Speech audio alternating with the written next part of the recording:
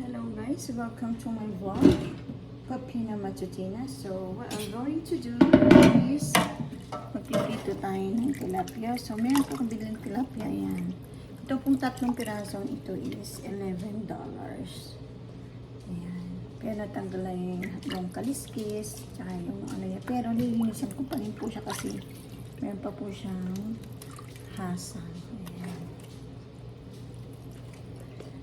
Ayan. Dito po kasi sa Canada, yung mga ganito, nakayulay po yung aming mga basura na compost, tsaka yung mga recycle. So, ibig sabihin yung mga nabubulok at hindi nabubulok. So, may araw ng pick up ng basura sa amin ito. Kaya ang ginagawa ko ito, lalagay ko siya sa plastic.